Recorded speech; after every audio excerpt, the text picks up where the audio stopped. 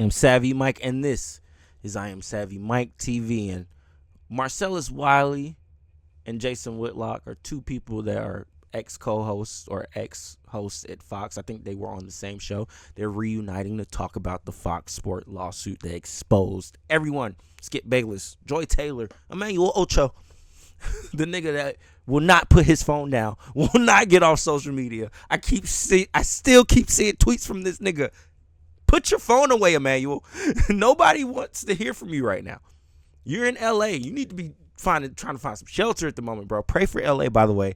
There's a lot of shit going on out there with these wildfires. It's crazy. Georgia's about to go through an ice age, and fucking LA's going through hell. And we're 9 days in. What the fuck? 2025 is already started off pretty wild. But either way, let's hear what they have to say. Joy and Emmanuel Acho. I was like, oh wow. February 2020, I know what I was doing. We were on, me and Marcellus were doing the show together, but Emmanuel Acho and Joy Taylor were meeting, and it's not crystal clear if they were talking about Speak for Yourself at that time, but they were talking about obviously working together, and someone put that meeting together so that they could work together. And then Nusheen says that later she sees Emmanuel Acho in the building, and I'm thinking, well, this must be around September. I had left, and now he's working there. And Joy says that, I want him to have me on Speak for Yourself. And sure enough, in 2022, that comes to fruition. Anyway, I just wanted your reaction to it, like, oh, wow. There was some long-range plans being concocted perhaps as early as February of 2020. Yeah, I'm glad we're having this conversation, you and I especially, because it's therapeutic. I think it's really crystallizing for me some of the machinery that was at play, some of the moves, the mechanisms, because I just thought it was like in football, like in sports. You lose an opportunity. Hey, the younger running back that's cheaper is going to be the guy that probably takes your job. He's a quarter of the payment and half as good as you, something like that. So I never looked at Acho in a negative light. This lawsuit brought a lot of things home for me that I never thought of. So for you, the thing you didn't know was that Acho and Joy were plotting for our show. I did know that. What I didn't know, allegedly, was the fact that Charlie Dixon was involved with Joy Taylor romantically. If I had known that then it would have... From what I can tell, from everything Marcellus Wiley is saying right now, this nigga Emmanuel Ocho was pushing P. He was pimping at Fox Sports. He was, okay, allegedly, this is all alleged, but allegedly, he was fucking Joy Taylor and telling her to use her pussy to go fuck Charles Dixon to get Marcellus Wiley and Jason Whitlock's show? What? This nigga was pimping. Holy shit. Made sense of all of not only the movements, but the power that came from those movements. Because it's one thing to go to lunch with somebody and say, I want my own show. Yeah, I'm sure that happens every single day for somebody out there in talent.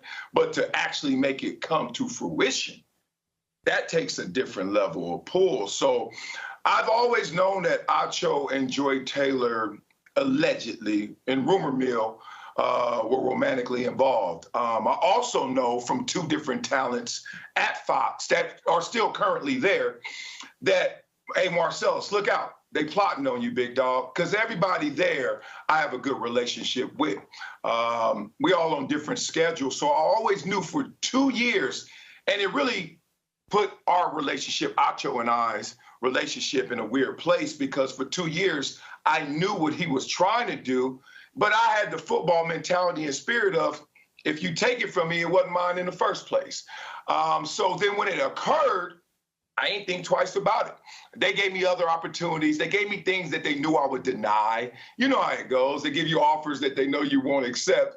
And that's their way of covering themselves in terms of, hey, well, we tried, but you didn't really try because you knew you didn't give me something competent. You didn't give me something that was of my ilk. They didn't give you an opportunity to take advantage of our show that was growing at the greatest rate of all the shows at FS1.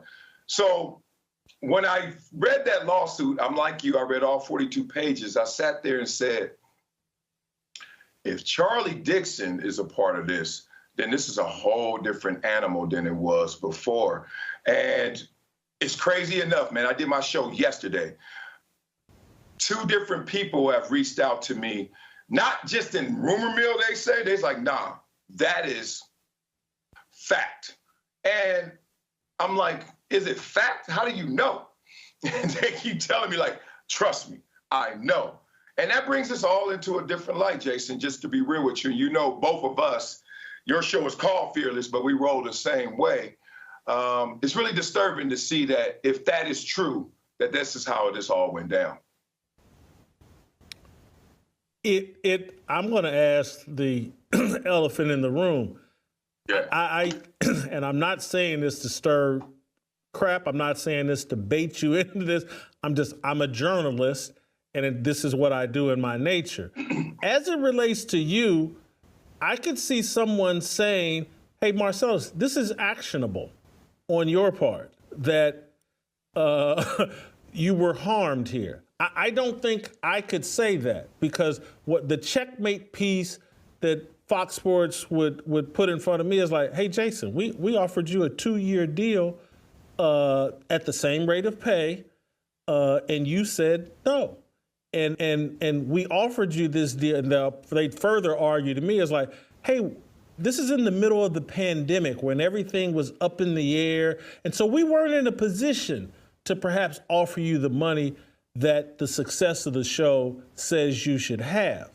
And so they got an airtight argument that, hey, Whitlock, we made you an offer based on the way you operate. We knew we were making you an offer that you would refuse, but we made you a fair offer, and you could have stayed, and you could have been still making quite a bit of money, and blah, blah, blah. As it relates to you, I don't know if they could make that argument that you were treated fairly and didn't have your opportunity undermined. Yeah, I totally understand what you're saying. From my position, because it's 24 hours since I truly digested this, and people have reached out. Let me just be real about that. People are coming at me from a lot of different directions, including legally saying, Marcellus, take another look at what you went through. And I'm trying to take that look right now because I know of the influences that were around me. I know what they offered me. And when I say offer, I'm being loose with this, because as you look back on it, you start to realize the first thing they said to me is, we're not doing that show again, and we're not doing it with you. So now we want to do something with you. What can that be? But that right there in itself became a tornado of nothing. Like, we just went around in a bunch of circles to the point where I said, you know what, it's time for me to bet on myself, because it feels like I'm getting the runaround here. Yeah, you know, once I know, I'm gonna let you know. I'm not the type to hide behind it. But yeah, lawyers are reaching out to me because when they saw me get surprised by the allegations, especially the one about Charlie Dixon, they said that is actionable. And now I'm trying to make sure that everything that I went through and everything that I read in that article is actually true. Because the last thing I want to do, look, I've been 2 years removed from it. I didn't try to burn down Emmanuel Acho knowing that he was plotting. Joy Taylor, I still see her all the time. I wasn't trying to burn her down, even though I knew she was plotting. To me, that's just like going to coach after the game, say, hey, you know, if you give me the ball, I get more yards. But when you bring it from another perspective, that coach is actually doing something on the side, and that's influencing his decision more than just the production, just the numbers, that's a different conversation. That is indeed a different conversation, and it is a conversation that he should be having with lawyers, and it sounds like he is, because he might have a case, especially if the termination was wrongful. He could sue Fox Sports and get a nice little check, a nice little bag. Shout out to Marcellus Wiley. I hope he does what he has to do. Because, Fox Sports, I mean, honestly, let's be honest, that's B tier when it comes to sports commentary, right? When Shannon Sharp was there and Skip Bayless was in his prime, it was A tier. That fell off. Shannon Sharp's at ESPN, they're A tier.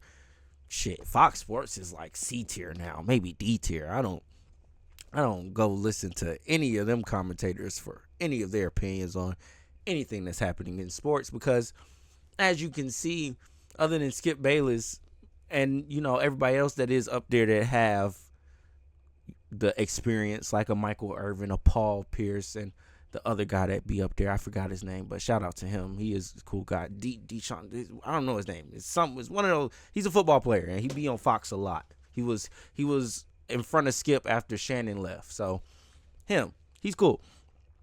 But the rest of them, Emmanuel, Acho, Joy Taylor, they're just pretty faces talking about sports. Keep the white woman watching and the black guys interested. Let's be honest. Let's be fucking honest. The two demographics that they probably have a hard time keeping entertained. Either way, let me know what y'all think about Marcellus Wiley and Jason Whitlock's comments on this whole Fox Sports scandal, and Jason Whitlock